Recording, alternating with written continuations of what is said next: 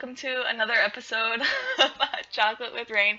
I'm joined with Tiberius, Stargazer, as you can see below, and if you're one of the people who was on the ball, you probably saw him at the very beginning in his full screen gloriousness. So today... Tiberius vision. Yes. So today we're going to be talking about the new Serpentis event. It's no longer really new. I think it's been out for like a month, but I have yet to participate. But Tiberius has been streaming himself nearly non-stop completing it. So Tiberius, I don't know if you want to start with an introduction, and then maybe we can jump into the Serpentis stuff. Tiberius Stargazer. I am the editor-in-chief of Eventee, excuse the missus in the kitchen. I am a member of Northern Coalition, but in my spare time I do a lot of PvP type stuff and write for various websites and things. And so, of course, when the Shadow of the Serpent event came along, I just had to jump on it and give it a go and see what it was all about. So you... And here we go. I was going to say, you mentioned PvP, so you don't really do a lot of PvE events then? No, I mean, the majority of my game time is... It used to be a lot of PvE, but now I'm sort of coming into my 5th year of playing EVE. I kind of earn my ISK elsewhere, so I don't have to do PvE as much as probably other people will need to sort of pay for their ships, because my alliance pays for all my ships and I earn ISK through writing for websites and things. So I used to, and I still know quite a lot. I think, what was it, when I was in Brave I wrote a PvE guide of ratting in nullsec, and it ended up being 9,000 words long. Wow. And it had no intention of ever being that long ever, and I'm still quite surprised I managed to write something that big. But yeah, so most of my time is spent jumping into fleets and PvPing. So the Shadow of Serpent event, because it was a new thing, kind of encouraged me to get involved with it and see what it was all about. And I want to say, now that you've done it, and I want to say done it for a while, what do you think of it? Do you think it was more one of the enjoyable PvE experiences, or would you kind of classify it as kind of like boring, kind of ratting type missions? Well, the thing is, the premise of it and the setup of it is really quite good. I like the whole idea that there's this new way of earning your rewards. I like the whole idea that it kind of promotes different behaviors, but at the core of it is still sort of the original PvE activity that we all know from ratting and things. So in essence, it's not actually any different, but the way it's presented and the way it is within the game is very, very different from what CCP have ever done before. And that's probably the most interesting part of it. The actual event itself was probably not that interesting. It's very sort of repetitive and sort of ratting-y type, but it's still presented in a very, very different way, which is what got me quite excited. I was going to say, could you go more into how it is presented? Because I don't really know too much about besides you warp to sites and kill rats. So the idea is this. I mean, in EVE Online, your traditional sort of PvE, certainly when it comes to combat PvE, is generally you warp to anomaly, or you collect a mission, or whatever. You go, you shoot a few things, you collect the loot, and you get some bounties. And then and if you're doing missions, you turn in the mission and you get a reward. That's pretty much it. There's no real... If you want to go and do that sort of thing, you can, but there's no real reason to do it other than to be earning ISK, or loyalty points, or whatever. There's no real driver to do it other than those two factors, and if you're not interested in those two factors, then you don't do them. Shadow of the Serpent's presented very, very differently in that there is a goal. There's an end game to reach. In this case, it's to obtain the blueprint copies for the brand new Serpentis supercarrier, the Nyx variant, and the Erebus variant. And then you've also got some interim rewards as well, which is obviously the Dreadnought blueprints, some cerebral accelerators, some clothes for your avatar, and some skins for your ships as well. So there's actually a goal here to try and reach, whereas in other PvE, it's just kind of, I'm going to undock and shoot some red crosses. They're not red crosses anymore, but you get what I mean. And the way you achieve that goal is by completing these sites. So you go to a site, you land them, you complete them, and you warp off. And for every series of sites that you complete, you get a set of points, which goes towards your total. And once you hit 10,000, you get your first reward. And once you hit 25,000, you get your second reward. And once you hit 50,000, you get the gold reward. And to get the super capital and the Titan blueprint, you need to be in the top 10 of point scorers for the whole event. And that's essentially what that event's all about. And are you in the top 10, or did you just make gold? No way, not even close. I just wanted to aim for the gold, but when I realised that people like Dopa and things like that were currently sitting on about 150,000 points in comparison to my 50,000 points, I was kind of like, yeah, I'm not going to achieve that in the time. It's just not going to happen. Yeah, and I've been watching Opa a bit doing this. I've kind of been chatting with him. I know I asked him to be on the show, but he's generally not a fan of doing shows. He just likes to relax and do his ratting. But I was going to say, they made those, I think they made the top 10 public, didn't they? Like, so people can They know. do. They seem to be releasing a sort of a thing on the community site every week, which is basically just saying these are the current top 10. Dopa actually dropped out of the top 10 for one of the weeks, but he's back in there now. But yeah, they were in sort of the top list. They don't actually say how many points each person's got, so I don't know what the range is, but I know if Dopa dropped out and he's on the 150,000 plus more than, then that's probably the lower limit that we're currently looking at, to be honest.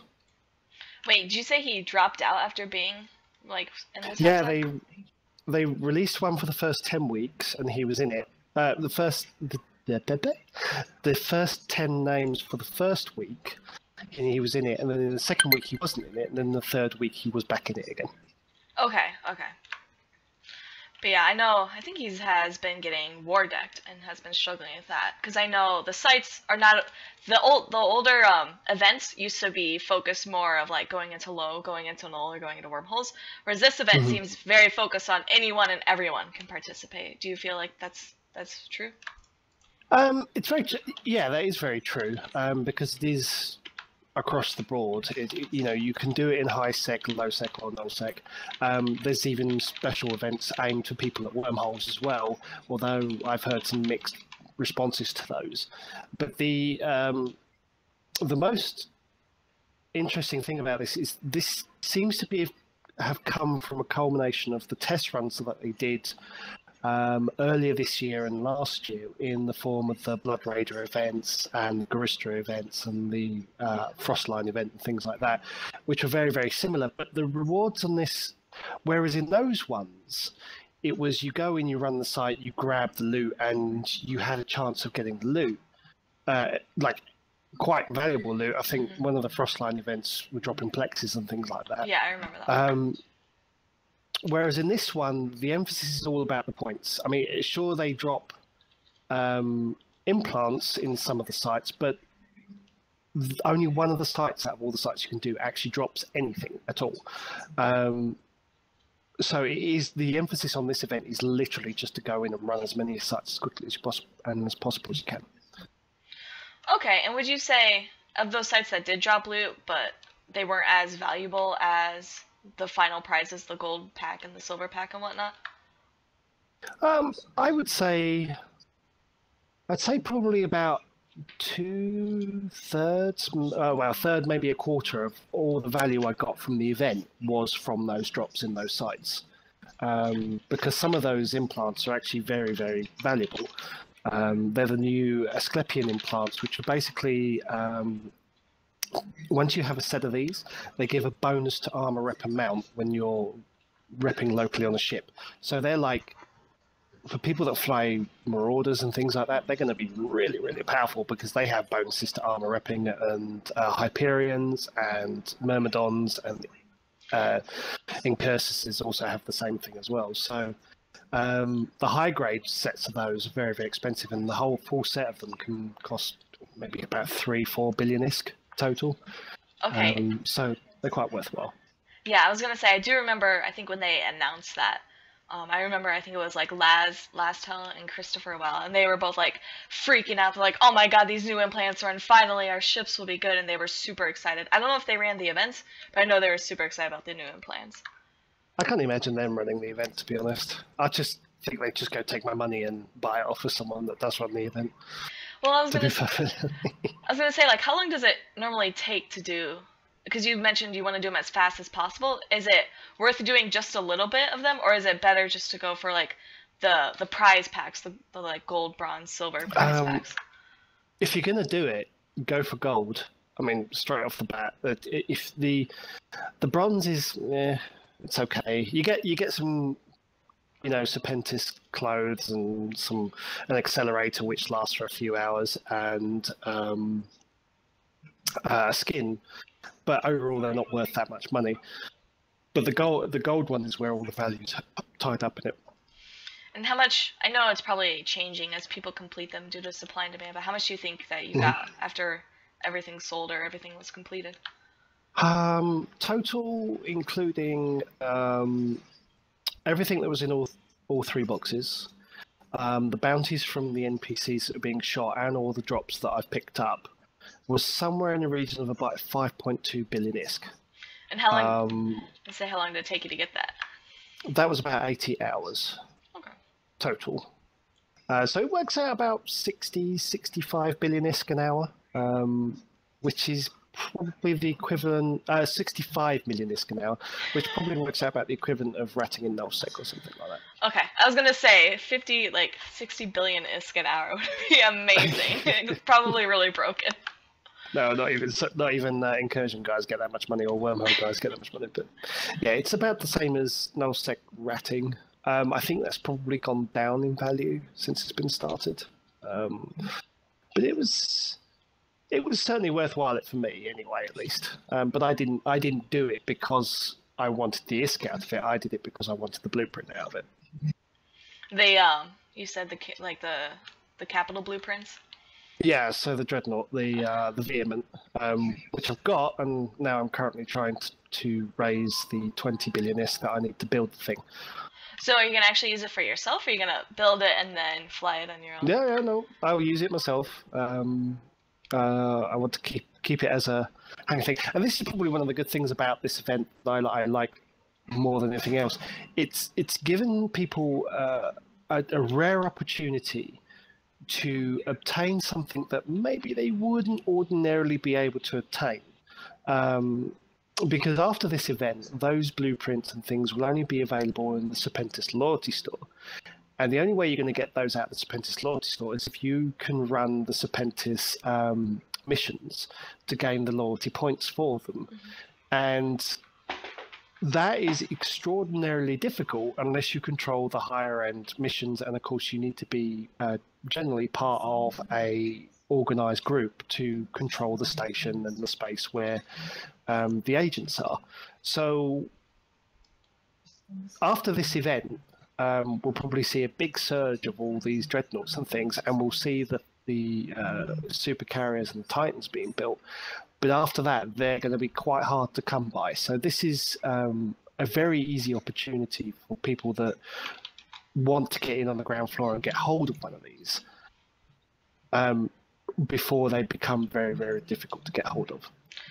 So do you think that was deliberate on CCP's part? Because I know not everyone, like everyone talks, the big name is nullsec and nullsec politics and all these sovereignty stuff. But a lot of people actually spend their time in HiSec, and I know I've seen these sites in HiSec. Do you think that was on part by CCP to kind of encourage people to kind of get, I don't want to say like get totally into it, but like it allows equal chance for almost everyone, you want to say? Yeah, totally. I mean, it's and that's one of the great things I think about the design of this event. Is because it is so all inclusive. If you have the time and you want to be involved in it, you can get these things. So there's a nice carrot there at the end of the day that you can reach for. But, if you have a bit of money, you can always pay somebody that has spent the time to get it for the blueprints and things. And I think they were selling for about 1 billion ISK last time I looked. But I mostly did the event because I kind of wanted to experiment and see what it was all about, really, more than anything else. Yeah, and now that you got the gold, do you plan on ever continuing to do it, or maybe doing it on No, an alt?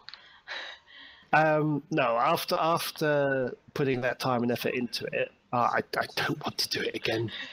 It was because it took me about just over 2 weeks to do it. I completed it not this Friday, but the Friday before. And I was on the Talking the Station show at the time, and I was like, yes, I've done it. And they were like, what have you done? I was like, I finished it. Oh, okay. And I was like, what? Don't you understand what the achievement this is? This is like 80 hours of my life that I put into this thing, and I finally got it. But after that, I just, there's no point in me carrying it on now, knowing that there's people like Dopa and stuff like that that have 3 times more points than I could ever achieve in that time. Would you So maybe do another, not say this event again, but another event similar to this with like maybe a similar prize system? probably, but I think I need about 3 months to rest from it. So you got pretty burned out then. Yeah, it does burn you out. The event really burnt me out on it. And at the end of it, I was just kind of, right, that's it. I'm going back to my never logging into Eve again unless I get a ping for a fleet. And that's pretty much where I ended up. Man, that's. Do you think that was the intent when CCP did this? Because I know you said it took you 80 hours or 2 weeks, which I mean would be 40 hours per week. That's like same as like a job, I guess, in the U.S. Yeah. But do you think that was the intent of, or like maybe an unintended side effect of people getting burned out, especially those aiming for top 10? I don't know. I don't know, but it's certainly the higher tier rewards are certainly aimed at people that have the time and effort to be able to do that. But you know, only the gold box is kind of achievable to the majority of the player base, and the higher tier rewards is just so far out there. You either literally just have to do Eve 24 hours a day, 7 days a week, or you might as well not bother. And I think for them, if you're looking at over a month period, sort of 80 hours, probably works out like 2.5, maybe 3 hours a day, which is probably your average Eve playing session, a couple of hours. But not everybody can achieve that. So I can understand the logic. On paper, it makes sense why they would set that time, but I think the reality of it is probably very different. I think it does encourage burnout, and it is maybe a bit longer than I probably would like personally. So I know when CCP does events like this, they're always looking for feedback. Do you think people have, because I don't use the like the E forums. Do you think people have kind of given them this feedback at all? Yeah, definitely. I think a lot of the feedback that has come back is that the event is extraordinarily grindy, and you do have to put an outrageous amount of time into it in order to achieve the goals. Not everybody can commit 2 hours a night every night for a month in order to achieve the set out targets. And I think that generated a lot of complaints initially. And I think that was probably the main crux of the event, that it is extraordinarily about the grind more than anything else. It wasn't a very interesting event. It was just doing the same sites over and over and over again repeatedly. All right, so I am by no means a PvE expert, but I do know how much I love exploration, and so I think it was Gurista's, the exploration event, I found really entertaining because I like the exploration minigame. How do you think CCP could have made a sort of ratting event where you warp to a site, kill things, leave? How do you think they could have made that maybe a little more either engaging or interesting or worthwhile to a player? I could see where they tried to do that in giving a variety of events, and I think that's what it boils down to. The events need to be a bit different. You need a variety of different activities that you're doing. What it ended up being was you walked to the same site and you ran the same site the same way, and you ran that site maybe 300, 400 times, to the point where, I got so practiced at it that I was managing to complete a site within 3 minutes. Land, shoot stuff, scoop stuff, get out. And I could see that they were offering tasks for other events, which sometimes played in, but again, they would just land, shoot something, and go. And there wasn't really any depth, or there wasn't really anything unexpected. Once you'd run the events, you knew what was going to happen, so you didn't have anything to kind of worry about. A bit more randomness in the event and a bit more sort of variation between the sites probably would have made it a bit more interesting to run. Okay, that's interesting to hear because I haven't really done riding in years, but I think that's a good twist to something, so it's less mindless. Yeah, and it did become very mindless after, I don't know, 10 hours. I think it took me about 10 hours before I found my feet with the sites. I found the ship that I liked and the setup that I liked. And then after that, it was just doing it over and over and over again ad infinitum until, well, I need to complete 500 sites to complete the event. So, but there were some interesting ones. Like there was ones just for trying to shoot as many of a particular rat as possible, or there was shooting rats in a certain type of ship or in a certain location. And I think the ones that kind of made me think, well, actually, I can go and do this task a little bit easier if I travel from here to where these rats normally are, or where those rats are, and kind of made me move out of my comfort zone, my home. And that was quite interesting. But they just didn't happen frequently enough, I don't think. Okay. And then I was gonna say, I know we talked earlier about how they kind of made it a little easier for all types of players to get into the event. I guess all players, no matter where they live or who they're flying with. But do you think new players? So you're kind of more of a veteran player. I'm kind of more of I'm not even that new anymore. But do you think newer players could have like partaken in this event or had done this event? Not in the time that it was set out. I think, and this is probably one of the big complaints I have about it, is that time limit on it. Because a lot of people found very, very quickly that what the optimal ship was to use for the event, and a lot of people were using things like Gilas. And to fly a Gila properly, that's 2 sets of cruiser skills. You're probably looking at about a month of training anyway before you can use all the weapon systems and all the drones, assuming that you're going from a character with very little to no skills at all whatsoever. You're probably looking at a month just to get all that sorted out. By then, you'd have a week left on the event, and that's just not enough time to complete it. So I think, certainly for like the really, really new players, maybe a week or two, they probably really struggled to get into this event because they didn't really have anything that could complete the event effectively. Whereas people that have probably been playing for 6 months, maybe longer, probably found it a lot easier to do. Okay, that makes sense. And then I was hearing something about apparently you can do them in groups. I've never heard of people running missions in groups, but do you know anything about being able to do them in groups? Yeah, so this is where the most interesting part of the reward system comes into it, because if you run sites, your traditional EVE sites as a group, say like you run a level 4 mission, and you take a group of people with you, and you run it with a group of people, the bounties are all split between those people equally, and then when you cash in the mission at the end, the person that took the mission to begin with has the choice of either taking all the reward in the ISK and LP for themselves, and all the standing for themselves, or sharing it amongst the fleet equally.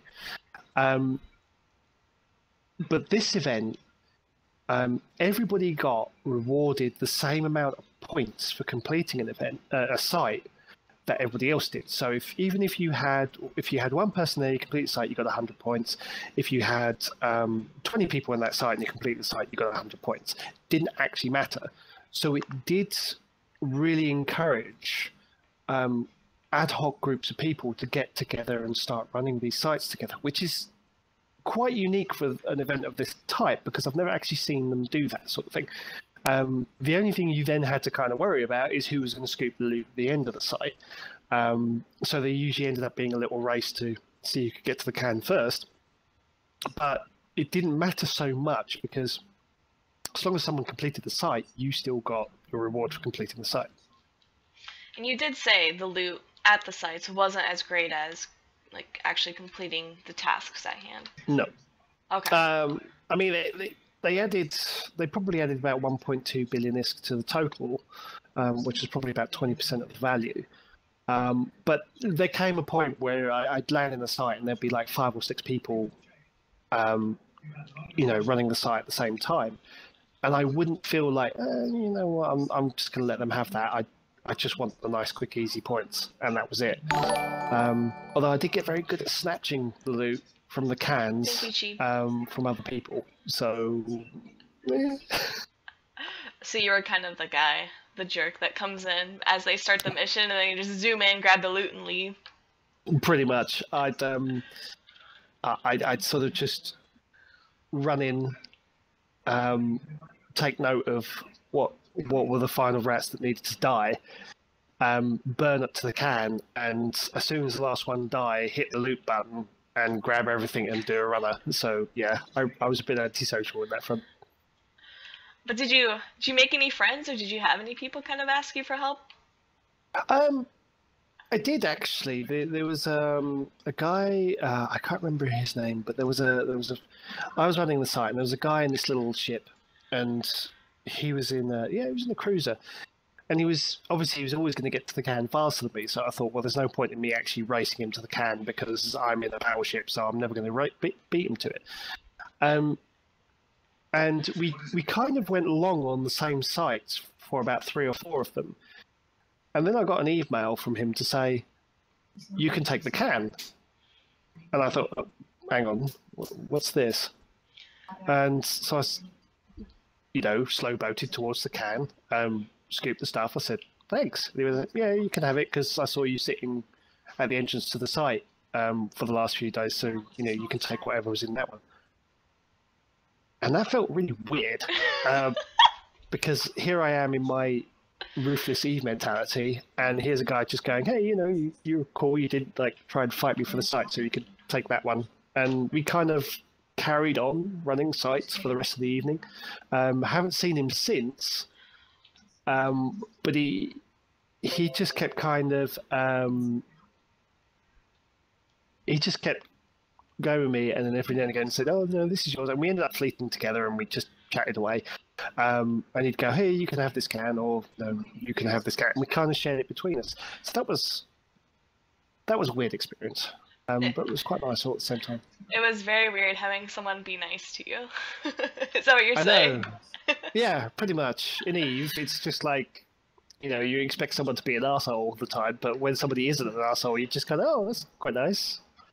Your faith in humanity is a little bit restored. Yeah, so you did mention newbies not being able to really sit in a ship that can actually do these missions, but by the sounds of it, there's kind of a way that if they're social and try to work together, then maybe they can still be able to do the missions. Yeah, I'd probably go with that. If they could, I mean, I'd see some guys flying around in destroyers and things and trying to kite the site, but then I'd just be a massive arsehole and scoop the loot once the site was finished anyway. So, yeah, maybe. I think that's probably a good point. But I was going to say, Jason in chat says that he met a guy and they became chill over swapping sites or swapping loot, or grabbing loot and swapping sites, and he said it was fun. Mm-hmm. So it sounds like people kind of tended to be there would be those jerks who just run and scoop the loot, but then most people kind of bonded in a weird way about exchanging loot and whatnot. Yeah, I've heard stories of people setting up kind of ad hoc fleets of people that wouldn't ordinarily interact with each other who were suddenly interacting with other. And of course there were tiers. There were people screaming bloody murder in local when somebody just kind of grabbed everything and did a runner. But I didn't feel like, because I don't think the reward in the site was, because it wasn't so great, I didn't feel a massive impetus to always grab it. If it was a case of there was a whole bunch of people there, I just wouldn't do it. And so, yeah, I guess that kind of works out quite well. So do you think if the loot crates maybe had something like they did with the Frostline sites where it was literally a plex, then you might think everyone would be more cutthroat? Well, totally. Absolutely, totally. I mean, there was even stories of people getting concorded because in this event where somebody was going to scoop the loot and they're like, why are you taking that can? And then shooting them and getting Concord and losing a few £100 million ISK worth of battleship in the process. And that was just for this event. So, and the loot in those cans on average was probably like maybe 2 or 3 million ISK, 5 million ISK, or if you got one of the rare implants, which is once in the blue moon, maybe a few hundred million ISK. But even then, there were people still raging about it and having shooting each other and having accidents with Concord.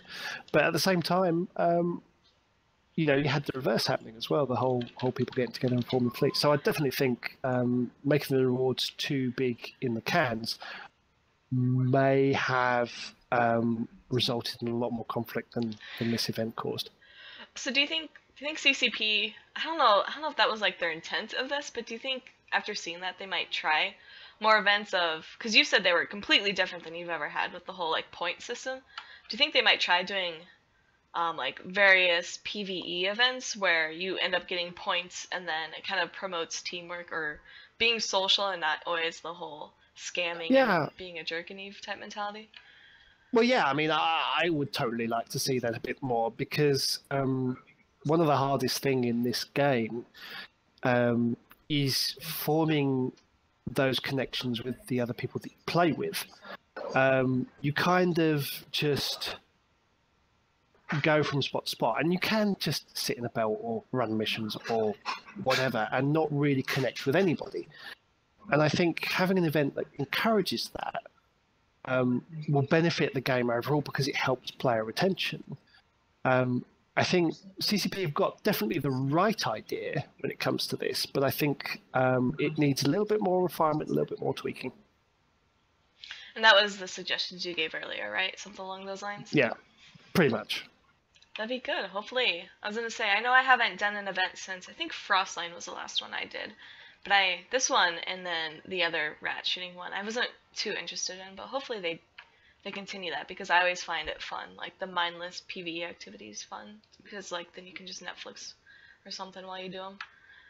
Well, exactly. I mean, believe it or not, I do actually sort of mine in my spare time when I'm writing. I might be in a big scary PvP corporation, but sometimes I just log in and I set a mining barge off and I'll type away on screen because it requires no attention, and it's just kind of sometimes nice to do that. And I think that's the key to longevity in this game, is being able to do lots of different things. And I think these events will probably help go towards being able to do different and more varied things, and will ultimately help retention because it gives people something a little bit different to do. And sometimes you've got to kind of ignore the bit of vets like me when we go, oh, we hate this event, oh, this is a stupid idea, why would you do such a thing? Because it's not really aimed at us. It's aimed at that 60-70% of people that live in HiSec. It's aimed at that 60% of people that have a single account. It's aimed at those people that have less than 10 million skill points. Because I think this is where this event was really aimed at. And it was aimed at getting them to help make connections, because they, a year or two down the line, may become the next nullsec kingpins and things like that. And those are the sort of connections you want to encourage in this game. Right. I totally get what you're saying. So do you think that guy that was giving you those loot crates, do you think next you'll see him as like running a huge alliance in nullsec and like starting big massive wars that you hear about in other gaming like articles? Well, maybe. You never know. I might sit there and go, hey, I know that guy. I know that guy from that event that did that thing. And I will feel kind of proud, or I might be a bit frightened depending on what end of a gun I'm sitting. We'll see. Yeah. So I don't know if we want to talk about other PvE or if there's anything else you want to add to the Super Princess event, but I'm a bit out of questions. No, I think we've covered quite a lot of it. I think there's a lot of idea behind the event. I think it needs a little bit more tweaking. I think CCP's almost kind of there with introducing an event that's kind of all encompassing and people are going to will enjoy doing. But it needs some refinement. And if this is kind of the direction that they're looking to go in, I'm kind of encouraged. I just kind of hope they give me a bit of a break before the next one is, because I don't want to burn myself out too much on that one either. Yeah, I was gonna say they've been coming out with events almost back to back. Like the moment one ends, you kind of get a month, maybe, and then it seems as though the next one starts. Do you think they're going? Yeah, Think they're going to continue that trend as they're like kind of redefining and reshaping how these events go? well, definitely, and I think it's important for Eve as a whole that they have these sort of events, because Eve on its own is a really kind of stagnant game. There's no real kind of drivers for the activities beyond making ISK or, whatever the players create between each other, and that's part of the sandbox thing. But at the same time, for people that aren't really involved in that, and they do make up the bulk of the players in Eve, for people that aren't really involved in that, there's not really anything in for them except just grinding out more risk. And I think that all by itself means that people have a certain amount of lifespan in it. So by introducing these events, you're kind of constantly adding to the lifespan of the game for each individual person that wants to get involved in that event. Yeah, I totally see what you're saying. I'm trying to think of the past events. I know they've been related. I think the last one had to do with the citadels. This one has to do obviously with the pirate capitals. Yep. And then my guess is their next one's probably going to be the new industrial kind of structures. Do you think that one might relate to like an industrial activity like mining? Maybe, which is fine because I just log in my 4 mining orts and off I go. I'll be fine at that event. And I think having a range, I think that's probably.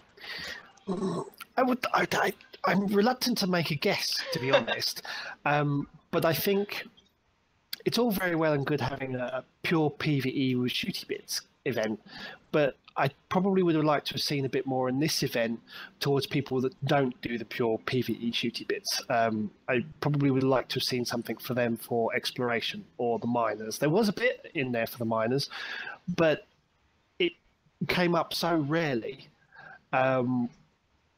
You probably weren't even considering doing them because you were so busy trying to run the other sites efficiently.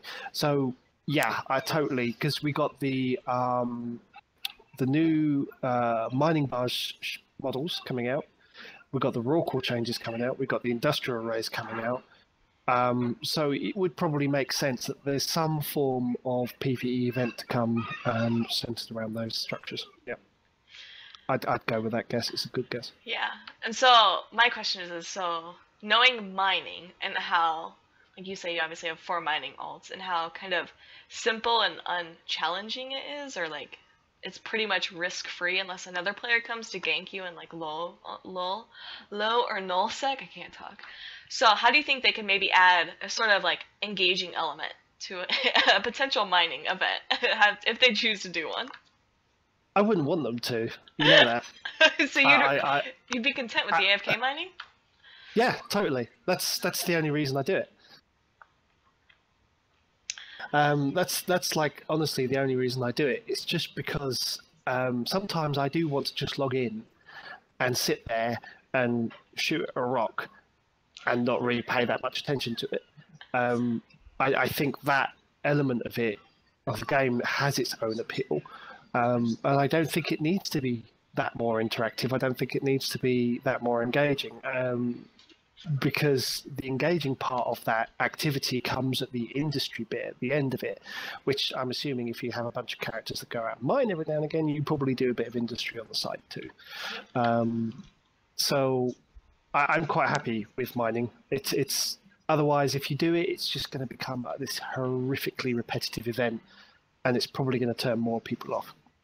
So you think that CCP, if anything, instead of rather than just mining the ore itself, it might have to do with the industrial aspects and the building aspects? Oh, totally.